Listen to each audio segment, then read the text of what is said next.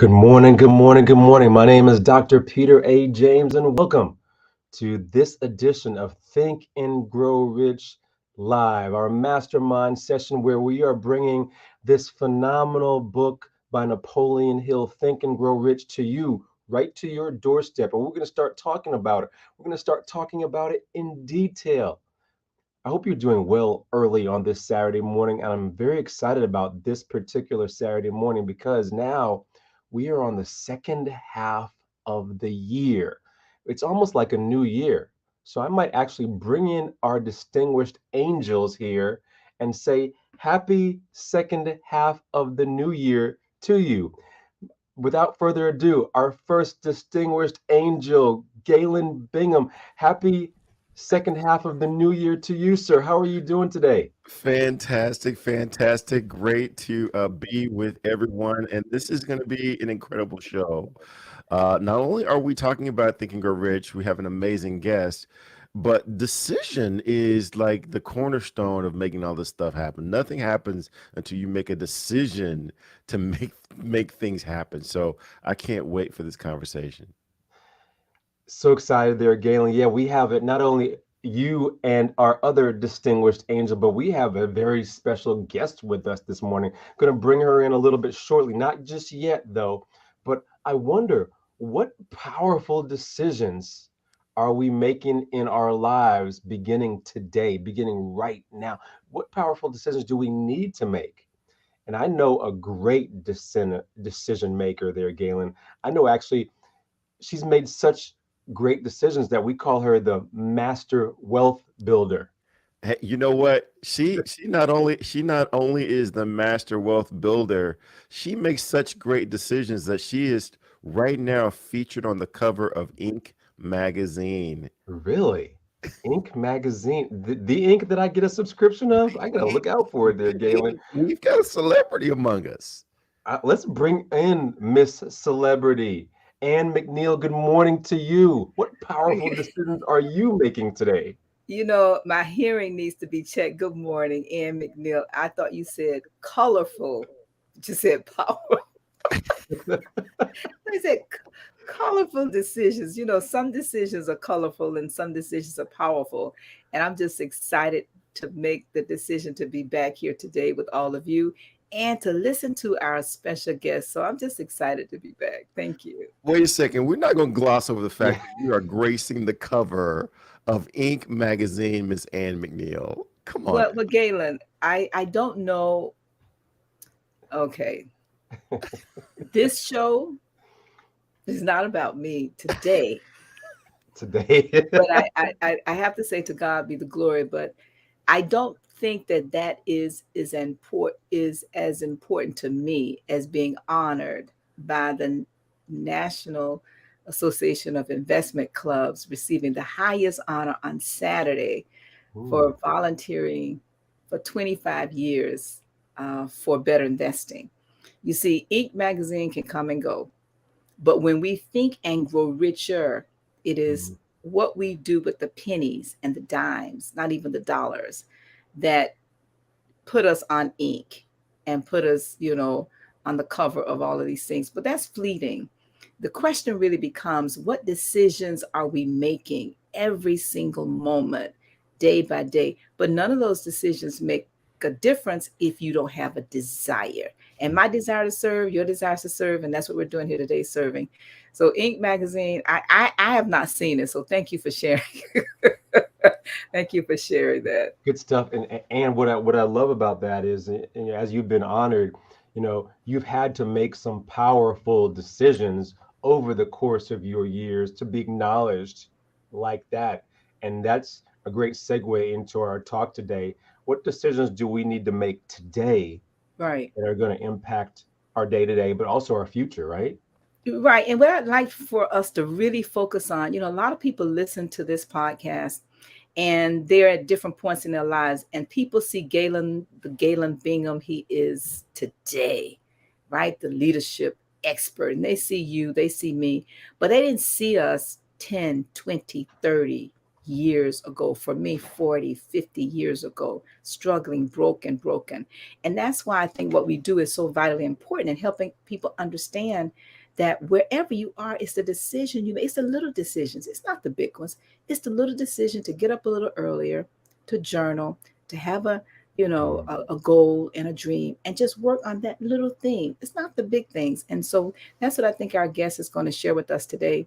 And that those are the powerful decisions. It's the little ones. It's not the big decisions. And Napoleon Hill tells us that decision really is a way of mastering procrastination. And really, when you bring those two things together, every time you think of doing something and you don't do it, that's procrastinating on that decision. And what happens is that when we don't make the decision, that doubt, the lack of the decision turns into doubt.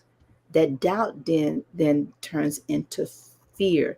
So indecision turns to doubt. Doubt turns into fear. And that fear just begins to immobilize us not to move. It's like if you decide to leave your job or to start a business, the fleeting thought, indecision not to do it versus the decision, that's procrastination. So that's what we're going to talk about today. Love that. I love that.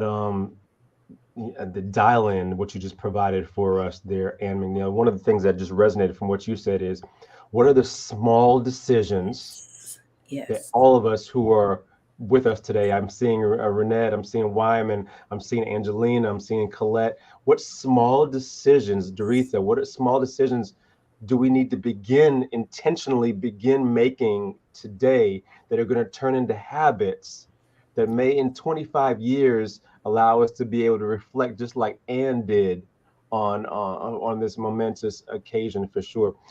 We're going to bring in our distinguished guest who knows all about decisions in just a little bit. But Galen, before we do, I want you to cue up for us a little bit these 13 steps that we talk about on a regular basis, so that those of us who have not really embraced this book yet, who don't know about it as well as they need to, maybe they can get a sneak peek from your perspective, Galen. What do you think?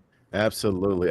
First of all, for the 4 people on the planet who have not heard of Think and Grow Rich, first of all, you should never ever tell anyone that you've never heard of Think and Grow Rich. That's the first principle. Second of all, you should get a copy of this book, because this is an amazing philosophy for success in all aspects of life. And the thing that I like about this is that there are 13 principles that all interact with one another, and you can see how they stack. And even the author says that the latter principles only make sense once you've mastered the earlier principles. So take a listen to this audio, take a view of this video, and just consider how these principles sit on top of each other and how these principles can intersect to help you achieve whatever you decide that you want to achieve in life. Number 1 is desire. Napoleon Hill said that everything starts with a burning desire, a compelling reason for doing what it is we do. Step 2 is faith, having belief in our ability to attain that which we desire. Step 3 is what we call autosuggestion. Autosuggestion simply means being very intentional about the things that we are pouring into our thoughts, into our brains, and into our consciousness. Our brains, our minds will receive everything automatically. But we have to work extra hard to make sure that the positive things are what we are feeding ourselves, because those positive thoughts are going to turn into positive actions. Step number 4 is specialized knowledge. No one person knows everything, even about whatever their particular area of expertise might be. And the value of the MasterMind principle is using the specialized knowledge of other people. Step number 5 is imagination. The workshop of the mind. Everything starts with our imagination and our thoughts, the burning desire to transform those thoughts into our reality. In order to do that, we have to take a look at step 6, which is organized planning. That is how we crystallize our desire into action, organizing ourselves. Having the thought and not acting on the thought isn't going to get us anywhere. We have the thought, we go through the organized planning to transform that thought into action. Step number 7 is decision. What Napoleon Hill said is the mastery of procrastination. Napoleon Hill said that the antidote to procrastination is simply to make a decision and then move on that decision. Step 8 is persistence. We have to have a sustained effort which is induced by our faith in order to achieve our goals. One of Napoleon Hill's books I love, even the title, 3 Feet from Gold. Those people who became rich during the gold rush in the wild, wild west days didn't do that because they were necessarily smarter or had better information than anyone else. It's because they stayed just a little bit longer. Sometimes people left when they were just literally 3 feet from gold. So hanging in there, being persistent, is step number 8.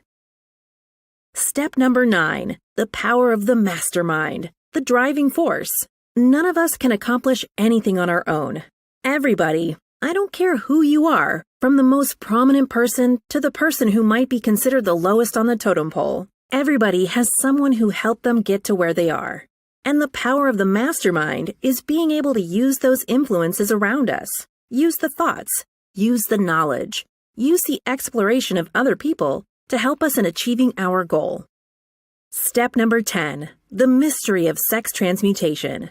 This title can be a little confusing, but essentially what the mystery of sex transmutation means is that we oftentimes in our society think of sex as being purely physical.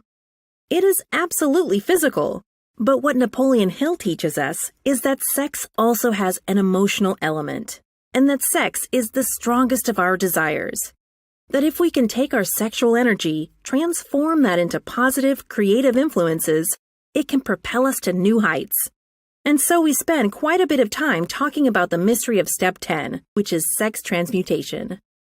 Step number 11 is the subconscious mind, which Napoleon Hill tells us is the connecting leap between our human mind and the infinite intelligence, the source of all thought, the source of all creativity.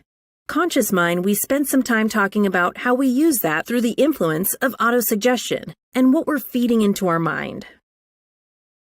Step number 12, which is the brain, the broadcasting and receiving station of thought.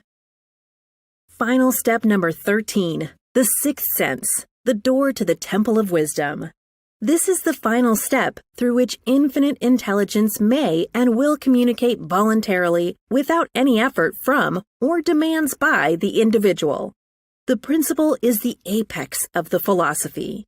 It can be assimilated, understood, and applied only by first mastering the other 12 principles. Those were those 13 steps, those 13 chapters of Think and Grow Rich. Very excited for all of you who have just joined us. Welcome to the Think and Grow Rich Mastermind live show. We're getting ready to bring in our distinguished guest today who really knows a thing or two about decision making. And in Napoleon Hill's book, Think and Grow Rich, in this chapter, chapter 7, he says, if you are influenced by others' opinions when you reach decisions, you will not succeed in any undertaking, much less in that of transmuting your own desire even into money. So without further ado, I want to bring on in Treena Reilkoff. Treena, good morning to you. How are you doing today? Thank you so much for your patience. Decisions. Are decisions a part of your life? Oh, decisions are part of my life every day. And being a part of this was a decision that had to be made. Yes. And I thank you for having me on here. And I'm very excited. And good morning to everybody. Yes, so for those of you who don't know, Treena is a conflict management and resiliency specialist and the owner of TLR Solutions for Conflict, with experience in trauma-informed practices inclusive of promoting strategies and optimizing professional resiliency in the workplace. She is recognized as an international trainer on the topics of resiliency and trauma, of course. She actually brings her knowledge and expertise from many different areas as well, and she has a vast background. Treena, tell us a little bit about yourself that your bio does not reflect also, and then maybe even segue towards the end into how decision making has been impactful in your life. Oh, geez. What my bio doesn't share is that and decision making. And just kind of the intro Anne had was, when you have fear, and if you don't make a decision, that fear does stop you. And I've had to challenge many fears and my philosophy of life, belief, rereading Think and Grow Rich, audiobook, listening to it. It helps reiterate and ground me that, you know what, we all have one life. We all are human. And no matter what conflict, trauma, adversity, enters our life, we do have the power to make the decisions to take the learning away from it and grow and carry on. And so even the decision to be a part of this, I was scared. I was nervous. I didn't know what to expect. And I don't like being public, right? So that fear of public speaking, being, live, it's scary. But I made the decision to do it because you know what? You got to confront those fears. You got to step out there, what I'm hearing you say a little bit as well. One question before I bring in our co-host for sure. I see your background is in conflict management and resiliency. Talk a little bit about that and who you're working with from that perspective, and how it may, again, tie into decision making on a regular basis, especially from what you've seen overall. Yeah, well, for sure.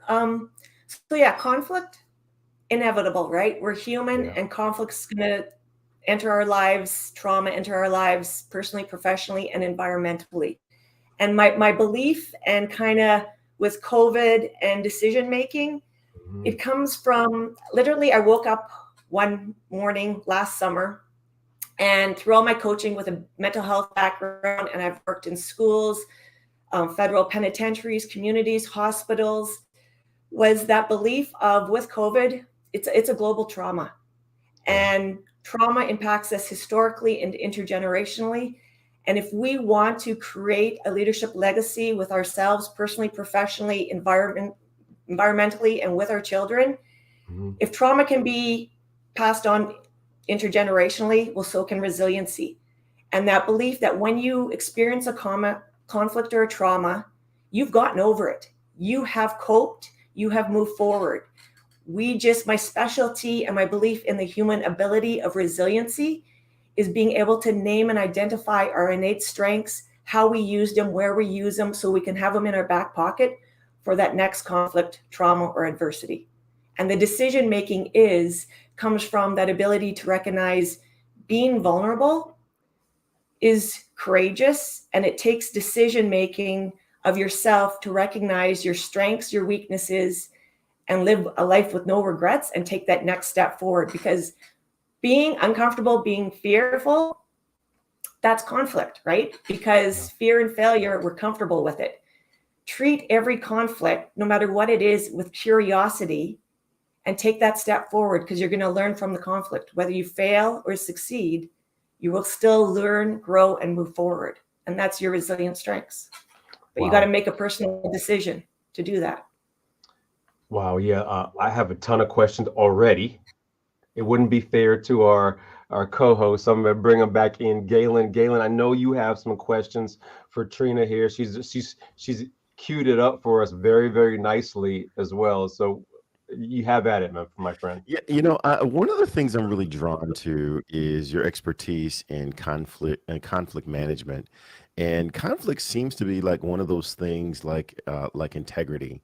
It's easy to see when you're in conflict with someone else, just like it's easy to see when you're out of integrity with someone else. But there's also an internal conflict that we have. And I'm curious if there are principles that that might be applied to an external conflict that we might apply also to an internal conflict. And when it's internal, for me, that shows up as procrastination. I don't know if I should do this. I don't know if I should do that. I'm in an internal conflict. What principles do you use for external conflicts that we might use for internal conflicts? One is integrity, right? We are the baseline is we are all human and we're all imperfect, and conflict is everywhere. So to have integrity with self and have courage to be vulnerable to address conflict, it's being able to have that conversation, the ability to approach somebody in a non-aggressive, non-threatening manner, but just kind of trying to approach external conflict, whether it's interpersonal, workplace, in a curious manner. Become curious, have integrity, be respectful that we're all human, and conflict usually comes down to assumptions, misunderstandings, perceptions, and unconscious biases. So externally, if you want to address a conflict, it comes back to the decision making and that internal reflection of what are my unconscious biases that might be contributing to the conflict that I'm experiencing right now. So it's always when addressing conflict personally or professionally, take that step back, and we all have unconscious biases. Well, I really like that because, and Peter, you might even be sensing some similarities to the work that we do with clients. Whenever they're having internal issues, it's usually because of a limiting belief or assumptions that they're making, or biases that they have. And I just love the parallel that you're drawing between external conflict with the internal conflict, and it comes down to making decisions. The other thing that I wanted to point out, and maybe get your perspective on, maybe bring Ann in, is this idea around making decisions quickly and definitely, and then changing them slowly. And that's one of the things I struggle with, right? I tend to want to make decisions slowly and analyze and evaluate and check in with people. What do you think? And then as soon as someone has a counter opinion to the decision that I made, okay, well, let me just modify my decision a little bit. But that's the total opposite of what Henry Ford did. That's the opposite of what Napoleon Hill talks about. What are your reflections on that, Treena? This idea of making definite decisions quickly and then changing them slowly.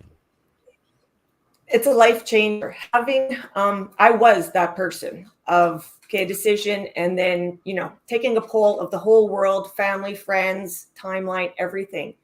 And something happened, and it was in line when I was like, I've read the book, I've highlighted the book, I've listened to it, in the car, specific chapters, audio. And it was last summer during COVID. And with my day job work, it still takes me out on the road, still took me to the office. My job didn't change of my day job.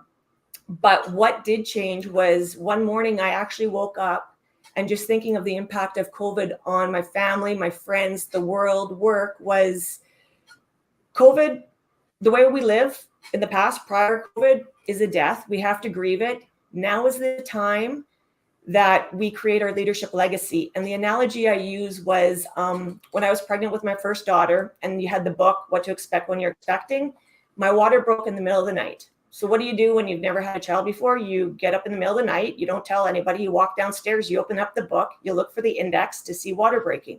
There was nothing. And that's what COVID has created. There is nothing of what do we do next. So here's our opportunity.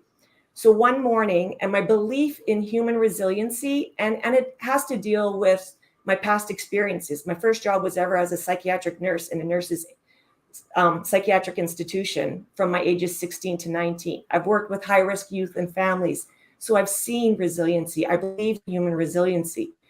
So I woke up one morning last August, and that's kind of where, again, making a decision to co-author a book from. I woke up one morning and I thought, if I truly believe in human resiliency and making conflict, become curious and take chances and address that conflict, because we're human, I have to be 100% vulnerable with myself. And I woke up one morning, and this is not exaggerated or made up. I woke up and the first thought was, I need to go write a list of all my experience of, and I put them in a grocery list is what it's kind of called, of columns of personal, trauma, adversity, conflict, professional, and then environmental. And then I went next door to my girlfriends because we have morning coffee by our pool in the summer. And two of our other friends were there, her boyfriend and another friend who is in my house right now and is moving across country today. And so the timing is perfect and it kind of gives me goosebumps. So I took off my masks because when we have conflict, when we have trauma, we all have masks to keep us safe. And I took off my masks and I walked over for coffee and I brought my list of all my experiences. And I asked them, I'm like, you know what, guys, I'm going to be totally vulnerable. I'm going to read you my list of all my trauma experiences, conflict, adversities of life to date that I could recall. And just give me one word, because the idea was of building a book, writing a book to help others recognize their strengths. And so I read the very extensive list. And my one friend just said, wow, and his mouth dropped open. Another friend was more explicit in his, your bleep, bleep, bleep. And then my girlfriend, of course, who's a nurse manager, says, you read that like a grocery list. And that kind of stuck, because it is a protective mechanism that I can share and be 100% vulnerable of my experiences, which are, some of them are very crazy, and probably some people never in their lifetime have experienced what I have. But if I want to teach, help, support people, I have to be 100% vulnerable, because we're all human. And so that morning I made a decision that, you know what, I'm going to be vulnerable. I'm going to take it wherever the universe takes me in sharing how to identify your resilient strengths. And by teaching people how to identify the resilient strengths and traits, and how they have successfully moved from floundering to flourishing to date, and reflective of COVID, you have an opportunity, and we all have an opportunity, to create intergenerational resiliency to minimize the impact of trauma that we're experiencing in the world today. Fantastic. It's tough, Galen. What I love about what Treena has been talking about so far, sometimes in our fast-paced society, sometimes when the chaos is going all around us, the media, everything like that, we're not taking a moment to reflect, to do a deep dive into what we need, how we need to make better decisions, how we address conflict and or resiliency. We don't do that enough until something chaotic happens, or something like a COVID happens, and then we're stuck in the middle of that as well. I wonder, in a time like this, it allows us to be able to reflect a little bit.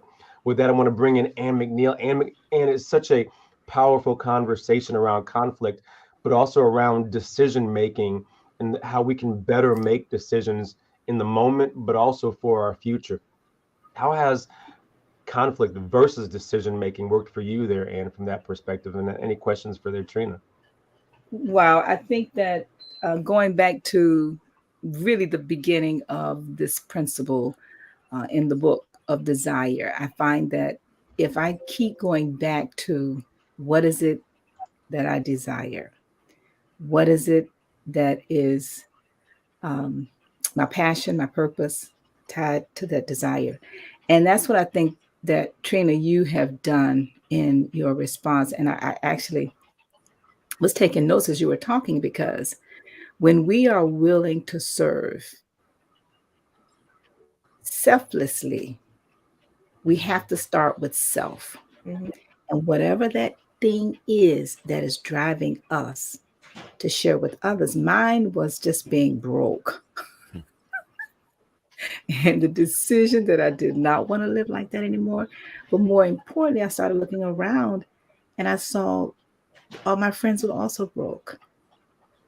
You see, so this book and these principles helped to change my thinking. And when you were talking, I'd like to have you share. And I know, Dr. Peter's question to me is, that's my answer, going back to the first principle, desire. What is it that I desire? Mm-hmm. And every single thing, all 5 businesses that I have and all my serving, goes back to the desire to serve others and help them to become financially empowered here, right? So what I'd like to now, if it's okay, Peter, if you can share with us your first introduction to this book, because I think that may be the foundation for the decisions that you're making now as you go inside and you find there are many things that you're able to share from your own experience that you see that might resonate with the experiences with others in this book you're writing. So what was your first introduction to this book? It was through one of my best friends in Saskatchewan. Her sister was one of Dr. Bob Proctor's consultants, and her sharing with me the recommendation of, just, we had that there was a common synergy, energy, belief in the visualization, the power of connecting. And she suggested, you know what? I think you would really resonate with this book and get a lot out of it. And recognizing, you know, how many times I've listened to it and read it, it's one of those books, and it goes to the baseline, like you were saying, the very beginning. It's every time you reread it or listen to it, you gain new knowledge, new support to help you go further in your business, right? And you had to have a vision, and that's kind of where today I'm co-authoring 3 books that are soon to be released, and nowhere did I ever make that decision early on or ever thought that was possible. But that is one message that I want to share with everybody. It's, you know what? There is endless possibilities of what we can do and achieve and try within our lifetime, because we only have one life and we can't go back. We have regrets, and that's another kind of motto I live by. So we need to make decision of addressing that fear and, again, living with no regrets. If you don't take that chance, and the rocking chair test, which I use often, if you don't take that chance when an opportunity comes up, will you regret taking that chance later on in life? So through the mastermind of my girlfriend, who allowed me, her sister, to join, was part of Bob Proctor. And then through that, I have been introduced to a few other brilliant masterminds of where that connection and looking for a mastermind, that synergy, that integrity, that heartfelt desire to serve is when you can not only cognitively feel that, but you feel it in your body somatically and in your heart. You know you're with the right people that to help support and grow. And that's where the decision making of sticking minds, try mind if you never, right? And that's within the decision making baseline of having that vision and serving people, because when you serve and you give, it will grow. Well, you brought up something for me, something I read somewhere by a guy by the name of Dr. Alan Gray that talked about why success, it is open for everybody. So why is it that some people are successful and some are not?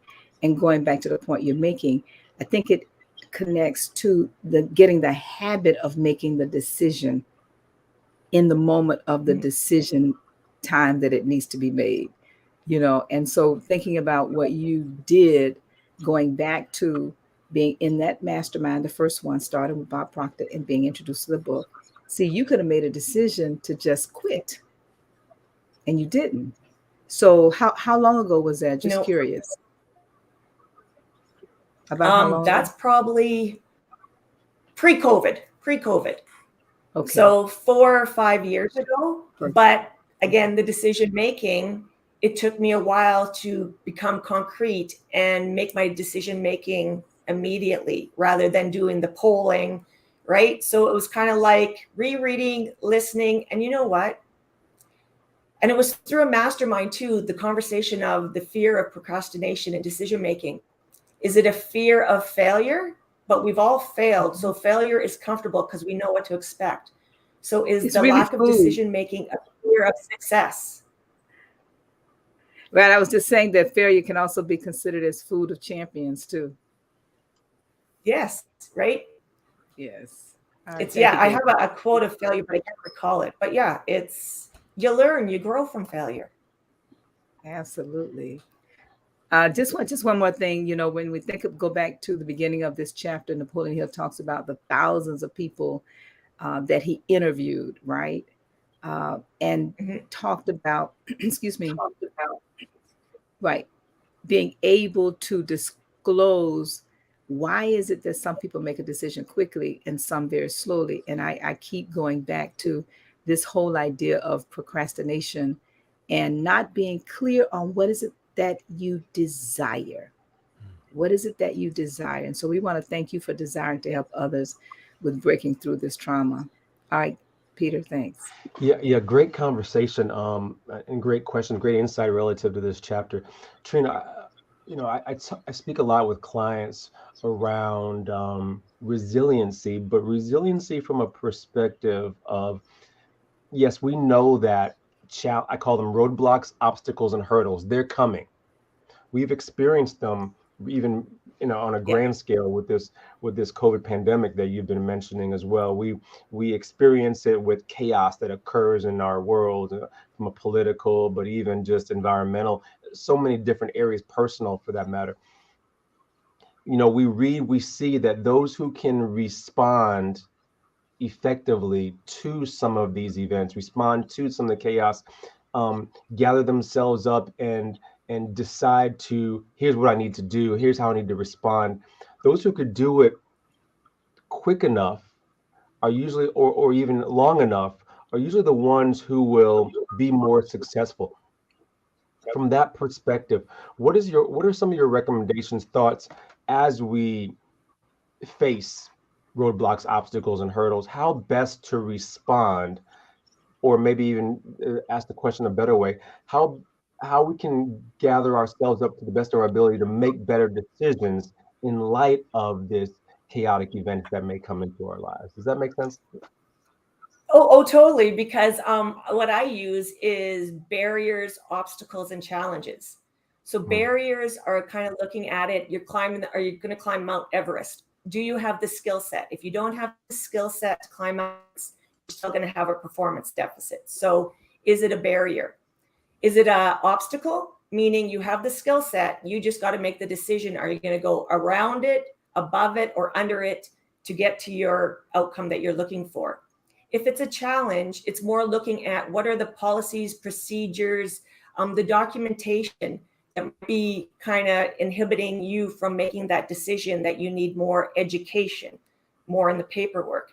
When it comes to the resiliency and making a decision and moving forward, I really believe that recognizing intergenerational trauma and historical trauma. If you can go back and be reflective on your parents, your grandparents, your great-grandparents, their stories, their struggles, their traumas, and identify the traits, the environment, and what they did to manage to get through, they have intergenerationally giving you these traits, these strengths within your genetics, within your epigenetics. You have it. We all have it. But sometimes certain persons need more support to identify what their innate resilient traits are, so they know how to retrieve them when they need them to make that decision. And the one story that resonates with me, when I was a school counselor for some kids, and I still have the poem that was written for me. And he was a boy. He was around 13 years old. I took him out for his 13th birthday for lunch. And I would share stories about the same kind of dogs we had, Rottweilers. And he was in a very abusive family, and we were trying to relocate him to go live with his sister. And at the end of the school year, because summer, my job as a school counselor, and I was working in mental health, ends because I have the summer off. Then social services, and I was working with his aunt, they were taking over to help him relocate. But I remember him, and he was exposed to severe trauma, family violence, poverty. And what I would do with him is we would create his resilient web. That's what we worked on, what his strengths were. So it's turning that negative experience. So say, whether you're youth or adult and you're in poverty and you go steal food because you're hungry, it's a life source you need to eat. How can you take that inappropriate, illegal behavior, pick apart what are their resilient traits, turn them into the strengths that they understand, and then teach that person how to use their strengths to be successful in life, to do stuff pro-socially so they don't end up in jail. So at the end of the school year, he wrote me a poem, and he knew I liked wolves, and gave me a picture of a wolf and an eagle, and he was Indigenous. And it said something that says, no matter when life throws you hardships, be like the sun and keep on smiling, because the sun keeps on rising. And he was the one who really resonated the power of resiliency and the ability of early childhood, right? Go back to your early childhood of how you got through traumas, conflicts. You have successfully achieved and made decisions to get to where you are now.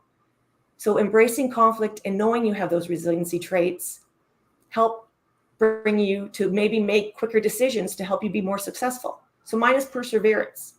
right? Yeah. That's one of my resilient traits that I use, and I know I have, that I pull out when the next conflict, adversity, or trauma hits me, because I know I will use my resources of what perseverance means to me and what that looks like, because I have my successful experiences of getting through it. And I'm here today on this awesome live podcast sharing to the world of we all have it within us. And my passion is to serve people, to help them bring out their resilient traits, no matter what your age is.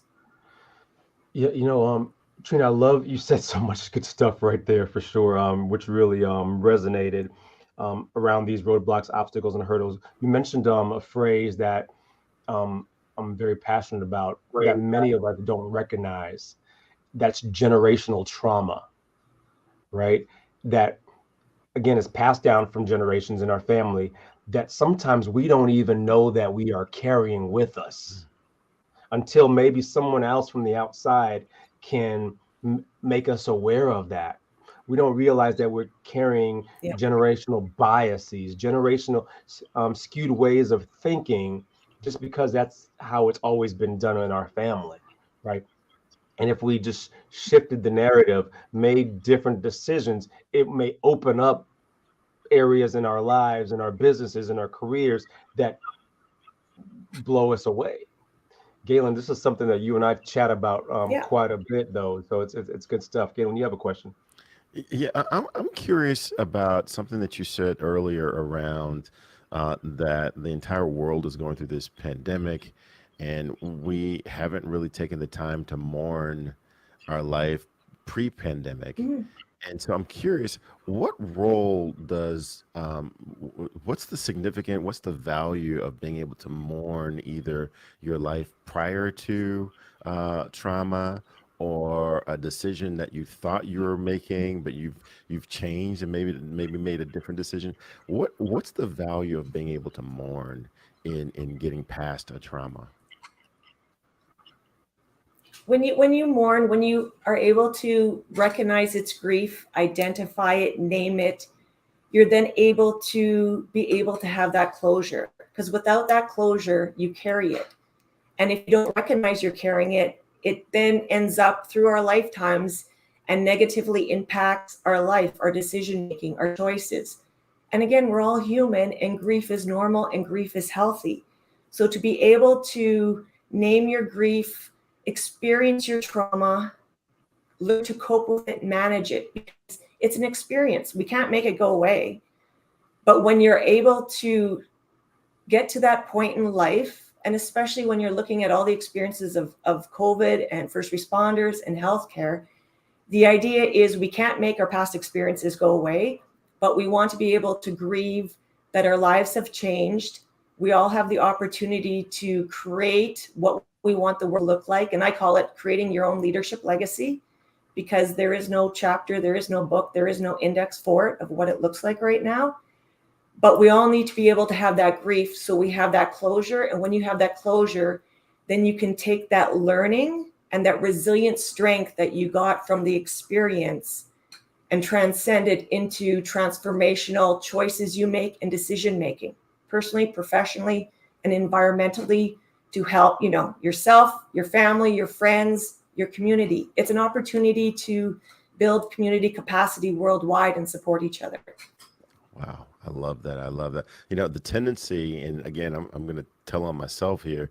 My tendency is to just sweep that trauma under the rug and just pretend it never happened because it doesn't affect me, right? And what I'm hearing from you is that's a bunch of hooey. And that's probably why I'm so screwed up, is because I've never really dealt with and mourned what was on the other side of that trauma, because that's how I get past it. I love it. I love it. Good stuff. Good stuff. And it's okay to cope, and it's recognizing. Yeah, sorry. No, go ahead. I was just going to say, it's see, you made the first step. You acknowledged that you chose denial or avoidance of the experience, which is common in conflict. We avoid or deny the conflict, cope with it. Does it go away? No. So become curious, become vulnerable, because being vulnerable is having strength and courage. I love it. I love it. And I wonder if the more times that we can hit that conflict head on, hit that, instead of sweeping it under the rug, in order to move past it, it opens us up for so many great opportunities on the other side as well. And McNeil, you know very well about opportunities. So what does that look like, getting past the conflict, getting past the trauma, but also opening us up to some greatness on the other side? As you are on mute though. Yes, Trina mentioned two things that resonates to answer that question, and I know it works well for me. And one was writing it down. You think back to her story, the very first thing she did was write it down. And in this book and these principles, the author tells us, write it down. Actually, I think it's the fourth step in the 6 steps to success and to riches. Write it down. The second thing she said was she went and conferred with her mastermind group. Those 2 steps alone, I think, is the beginning of the decision making process. And when you go back to the previous principle, organized planning, the first couple of pages, the author says to get your plans vetted, first start with the mastermind group and write it down. And so, to answer your question, for me, I think right now I'm involved in maybe 4 or 5 different mastermind groups of different kinds, from investing to construction to a lot of different areas in my life. And somewhere I heard it said that, if you want to go fast, go alone. If you want to go far, go with others. So that would be it for me, Peter. And I would like to also encourage our listeners. We host a Friday Think and Grow Rich accountability call. And I thought of that when you were sharing. I asked you the question about, how were you introduced to this book? And I would encourage everybody listening, regardless of who you are, where you are. You don't even have to say anything. There are many people that come on and they just listen in. Join us, though, every Friday morning at 7 a.m. Eastern. I know it's a little early for those who are, on the West Coast and even Central Time, but it is so empowering to have a mastermind group of accountability where you can just come and listen and share your thoughts about what you're going through in terms of this philosophy. So those are just my thoughts, Peter. But not even just that accountability call on Fridays, and there are some bigger meetings that you also spearhead on a regular basis. Don't be bashful now. You're not that. No. Well, I really think that when you take what she's saying and you write it down and you check in with your accountability group called a mastermind group, where do you go for the total accountability for that life? And I don't like to call it a conference, because at conferences we think, oh, I need a conference bag. I'm going to have, workshops and breakout sessions. And, this is not it. This is life. And like Treena shared, things happen in all of our lives. And actually, oftentimes, this book, I think, like a magnet, draws of us that are recovering from some kind of trauma, if you will. Because if we weren't, we would not seek a solution to the problem. And so when you think about the reason why we're listening here, all of our guests, and thank you for listening, especially those who just come on every single Saturday. You know who you are, because once I start calling names, I get in trouble. But but we're it's like we call church a spiritual hospital. So we have on an annual basis what we call an annual meeting for your life. It is a Think and Grow Rich annual accountability meeting for your life. And in 2023, in January, we will be hosting this at the Embassy Suites in Boca Raton on Yamato Road. And we will encourage you to please register now. Do not wait, because the price will go up. And I'm really considering doubling, because we give such value, such value for pennies. I mean, people pay, coaches and conferences, thousands of dollars for what we give away for almost free. And my friend Les Brown, and we will have him on the show too, he says, and people don't respect what they get for free. And the more they pay, the more they pay attention. And so we're really, as a part of the International Mastermind Association, we're really looking at revisiting. We're raising the bar because the bar may be a little bit too low for some of you who think you're high rollers and this is not for you. Well, if you have a life, where are you held accountable for that life? So that's going to be in January 2023, January 6th and 7th. So thank you. Thank you, Peter. And McNeil, we're going to stay with you one more time as we Okay. get ready to wrap the show up. What are two things? What are some ahas that came about from our discussion with Treena today? And then how do we stay in touch with Ann McNeil? Well, I just mentioned the one for me really was the power of her mastermind group. Mhm. And that was the major aha for me, because she didn't really call it that at the time. It was just a close knit group of friends that she conferred with. And I think that if we can share anything with our listeners, um, who's holding you accountable? Who can you go to that's like minded and like spirited? Both. You need both.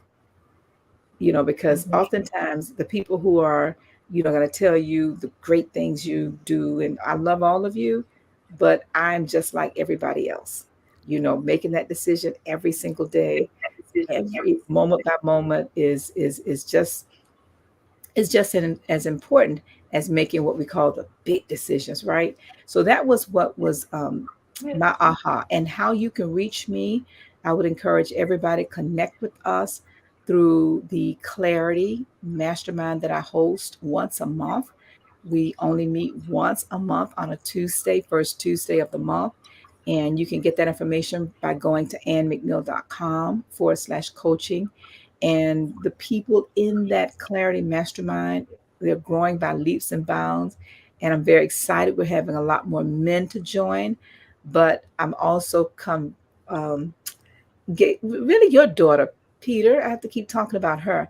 I'm also really starting to reconsider the fact that I've not introduced this concept to the children. And so going into 2023, we will start having our children to begin to memorize some of those quotes and affirmations, if you will, starting with the self-confidence formula. So that's how people can reach me, but only if they're interested in having greater clarity. If you're not, then I may not be the coach for you. Thank you. Good stuff. Good stuff, Ann. Thank you so much for sharing. Galen, it's a lot of value bombs were dropped today for sure from Treena, but also from this conversation just in general. What are some of the ones that resonated for you? And then how do we stay in touch with Galen? Yeah, for me, it was really a lot of the connections around how this idea of procrastination is really linked to internal conflict, right? And the same principles that we would use for managing external conflict, they apply for internal conflict as well. And so that's why we need to talk with someone like Treena, who is professional at conflict management and resiliency, because that's what's needed in order for us to achieve any of these decisions that we claim that we're making. So those were big ahas for me, and then also just this idea of you've got to grieve. You got to grieve your past life, your past ambitions, your past whatever. If you're ever going to get through this trauma, whether it's led by a career change, whether it's led by COVID or the pandemic or whatever, you've got to go through a grieving process. So those were big for me, and my clients are going to be hearing about that over the next couple of weeks for sure. Um, so my name is Galen Bingham. I'm the leadership strategist. You can get a hold of me a variety of different ways. The most fun way to get a hold of me is through my podcast, Whiskey, Jazz, and Leadership. We're on every podcast platform, streaming in 20 different countries. And we talk about the whiskeys to drink, the jazz music to listen to, and what it takes to be an effective leader. But we also talk about the metaphor. And the metaphor of whiskey is doing what you're passionate about. The metaphor of jazz is how do you navigate life when there's no sheet music, when you've got to make a pivot, when you've got to do something in the moment that may or may not fit with what was written out as being your plan. And leadership, the metaphor is nothing happens until somebody does something. Nobody eats unless somebody kills something. And you've got to make a decision in order to move forward. So I double dog dare you to try us just once. Good stuff, Galen. Before I pass the baton to finish us off to Treena, my name is really quick, Dr. Peter A. James. I am the high performance coach, helping you to shift your mindset. You can find me on any social media platform at Dr. Peter A. James. That's at DrPeterAJames. One of the things that really jumped off the screen at me there, Treena, was the whole concept of the generational trauma, the generational biases, the generational things that we are carrying that we don't even sometimes realize. And once we can become more aware of those, how that might impact our lives, how we can now then shift our decision making for the better, to have better outcomes.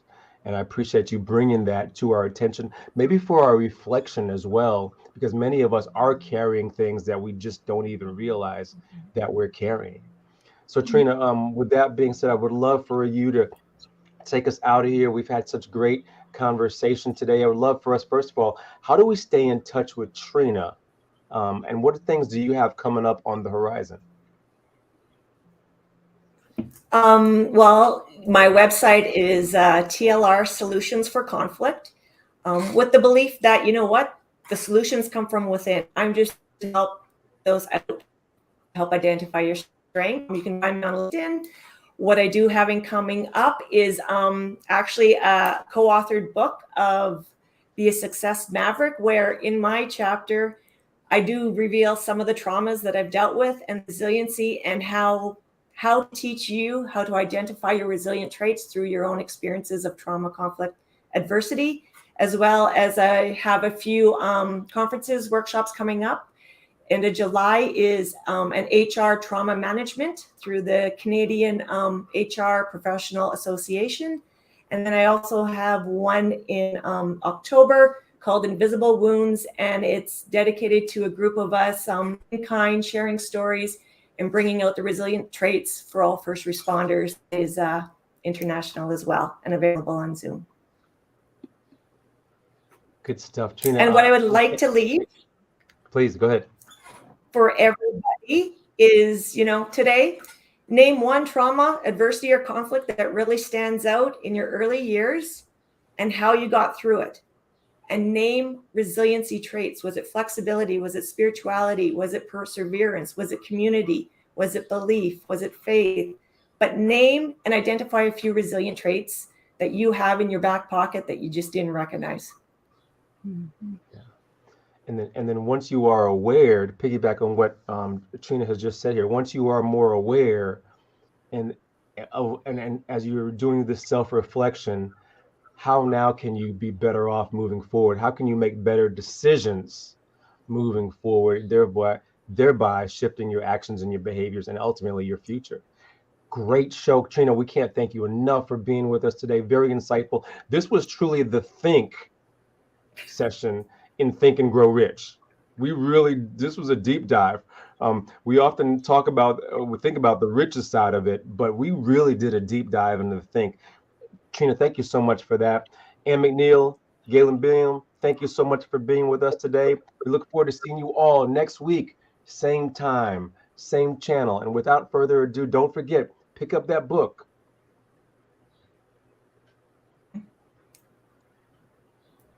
And subscribe. And subscribe to the channel. Good stuff. See you next week. All right, thanks. Take care.